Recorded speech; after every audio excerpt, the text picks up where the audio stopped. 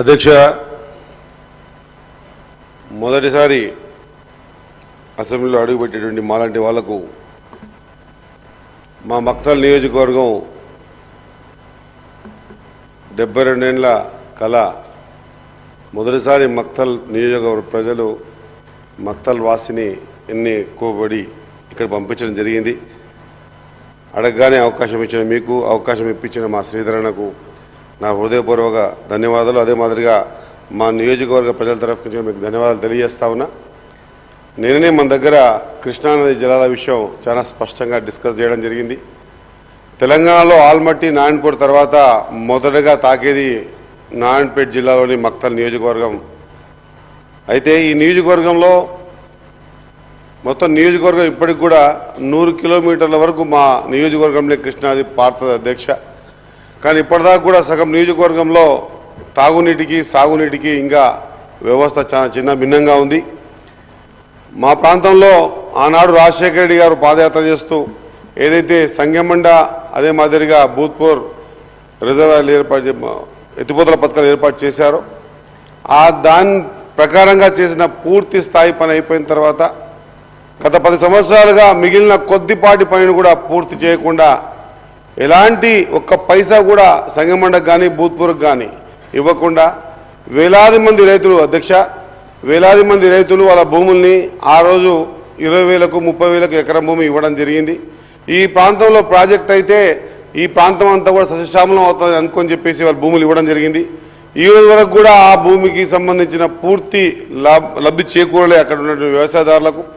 ఇప్పుడు కూడా ఇబ్బందులు పడతా ఉన్నారు అధ్యక్ష. 85% పూర్తయినటువంటి ప్రాజెక్టుని మీద దృష్టి సారించకుండా 10 సంవత్సరాలు ఎన్నిసార్లు గతంలో టీడీపీ హయాంలో నేను సర్పంచ్గా ఉన్నా, ఆ రోజు నుంచి పోరాటం చేస్తూ ఉన్నాం. ఆ తర్వాత కాంగ్రెస్ పార్టీ హయాంలో నేను ఎంపీపీగా ఉన్నా, తర్వాత టీఆర్ఎస్ గవర్నమెంట్ జెడ్పీటీసీ ఉమ్మడి బాలపూర్ జిల్లాకి జెడ్పీ ఫ్లోర్ లీడర్గా కాంగ్రెస్ పార్టీలో ఉన్నా. ఈ విషయాలు ఎన్నిసార్లు ప్రస్తావించినా కూడా హౌస్ అరెస్టులు తప్పించి వేరే ఇంకొకటి చేయలేదు. మా సంగమండ, అదే మాదిరిగా భూత్పూర్ డ్యాంల నుంచి వస్తున్న నీటి విషయంలో ఎన్నిసార్లు ప్రయత్నం చేసినా కూడా ఒక్క ఎకరానికి కూడా సైఫన్ సిస్టమ్ ప్రకారంగా సాగునీరు అందించే ప్రయత్నం చేయలేదు అధ్యక్ష.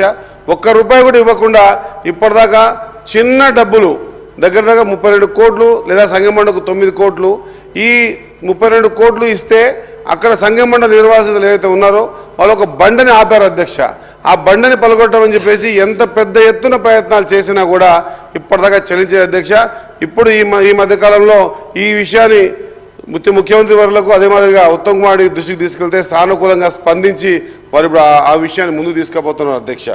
ఇదొక్కటే కాకుండా అధ్యక్ష, మాదాన వేలాది మంది రైతులు ఈ సంగమండ, భూత్పూర్ డ్యాముల వల్ల నిర్వాసితులై చాలా ఇబ్బందులు పడుతున్న గ్రామాలు సంగమండ కానివ్వండి, ఉజ్జల్లి, నేడుగం, బైరంపల్లి, అనుగొండ, అంకేనపల్లి, దాదనపల్లి, భూత్పూర్ కానీ ఈ గ్రామం రైతుల్లో ఇప్పుడు కూడా ఇబ్బందులు పడతా ఉన్నారు అధ్యక్ష. వాళ్ళు ఏం బాధపడతా ఉన్నారంటే ఆ రోజు 30,000కు ఎకరం భూమి ఇచ్చాం, ఈరోజు 30 లక్షలైనా కూడా దొరకని భూమి ఉన్నది, మేము భూమి ఇచ్చి కూడా ఏం ఉపయోగం కాలేదు కదా అని చెప్పేసి అన్ని కుటుంబాలు కూడా రోడ్డు మీద పడ్డాయి అధ్యక్ష. ఈ విషయాన్ని మీకు దృష్టికి తీసుకొస్తా ఉన్నాను అధ్యక్ష.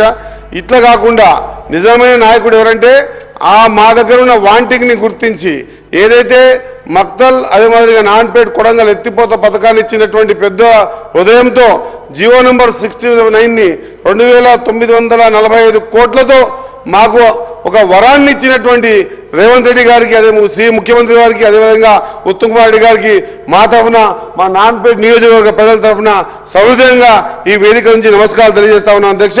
దీని ద్వారా మా మక్తల్ నియోజకవర్గంలో ఉన్నటువంటి ఉట్కూరు కానీ సగం పాటు ఉన్నటువంటి మక్తలు కానీ ఒక 25,000 ఎకరాల భూమికి నీళ్ళు అందించే కార్యక్రమం అధ్యక్ష. అదే మాదిరిగా నారాయణపేట నియోజకవర్గంలో 35,000 ఎకరాలకు నీళ్ళు అందించే కార్యక్రమాన్ని తీసుకున్నారు అధ్యక్ష.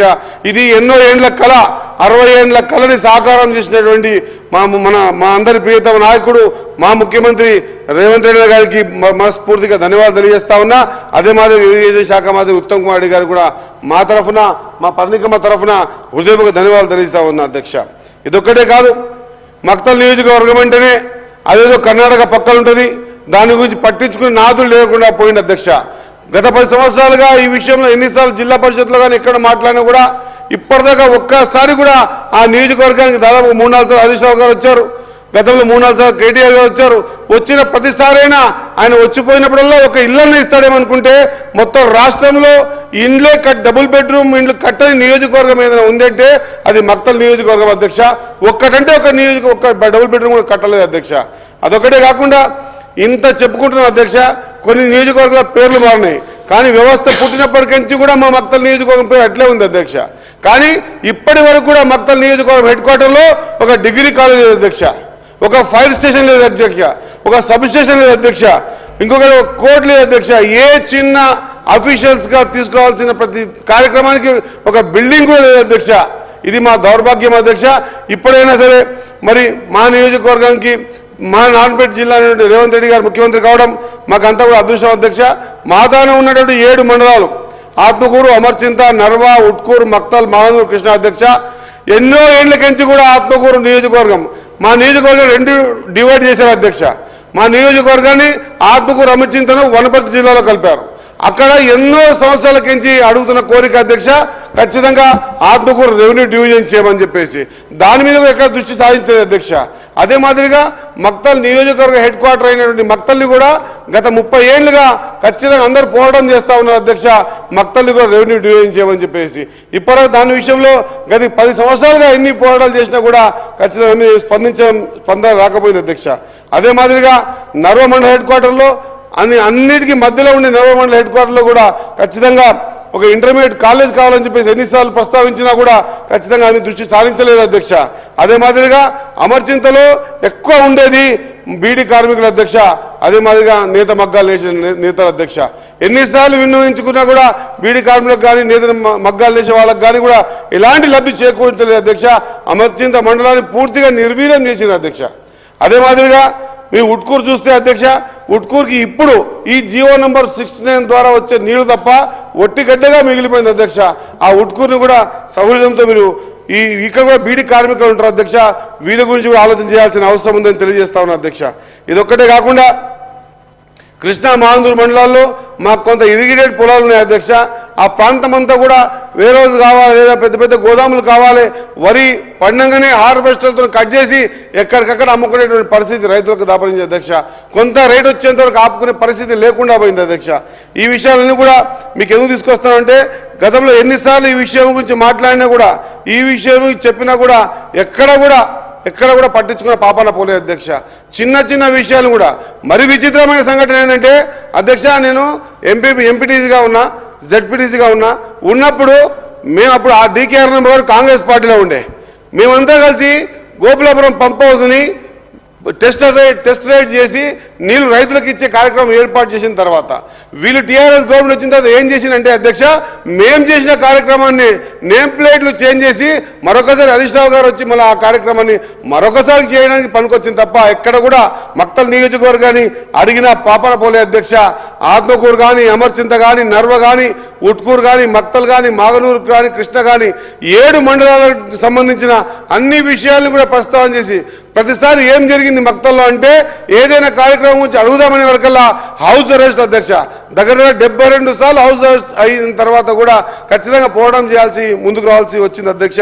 మీతో కోరుతా ఉన్న అధ్యక్ష, ఖచ్చితంగా మక్తల్ నియోజకవర్గం అనేది కూడా ఈ తెలంగాణలో ఉంది. ఆ మక్తల్ నియోజకవర్గాన్ని కూడా చూడాల్సిన బాధ్యత గత ప్రభుత్వంకి ఉండింది. ఆ విధంగా చూడలేదు అధ్యక్ష, నిర్వీర్యం చేసి పడేసింది. మక్తల్ నియోజకవర్గంలో ఏ కార్యక్రమం తీసుకున్నా అధ్యక్ష, నేను ఈ సభ ద్వారా తెలియజేస్తా ఉన్నా, అభివృద్ధి జరిగే ప్రతి కార్యక్రమంలో లాస్ట్లో ఉండిపోయింది అధ్యక్ష మక్తల్ నియోజకవర్గం. అడిగేవాళ్ళు లేక, అడిగితే చేసేవాళ్ళు లేక మక్తల్ నియోజకవర్గాన్ని పూర్తి మర్చిపోయి ఉన్నారు అధ్యక్ష. కాబట్టి దయచేసి ఈసారైనా ఖచ్చితంగా మక్తల్ నియోజకవర్గంపై ఏ విధంగా అయితే 69 జీవో ఇచ్చి మా నియోజకవర్గాన్ని ముందు తీసుకునే ప్రయత్నం చేస్తూ ఉన్నారో, అదే మాదిరిగా ఏవైతే ముంపు గ్రామాలు ఉన్నాయో ఆ రైతుల పట్ల సానుకూలంగా స్పందించిన మీకు హృదయపూర్వక ధన్యవాదాలు తెలియజేసుకుంటూ, ఆ రైతుల పక్షాన, ముంపు గ్రామాల పక్షాన మీకు అందరూ ధన్యవాదాలు తెలియజేస్తూ, వీలైన తొందరలో ముంపు గ్రామాలకు సంబంధించిన అన్ని రావాల్సిన బెనిఫిట్స్ ఇవ్వాల్సిందిగా వేదిక ద్వారా కోరుకుంటూ ముగిస్తా ఉన్నా అధ్యక్ష. ధన్యవాదాలు.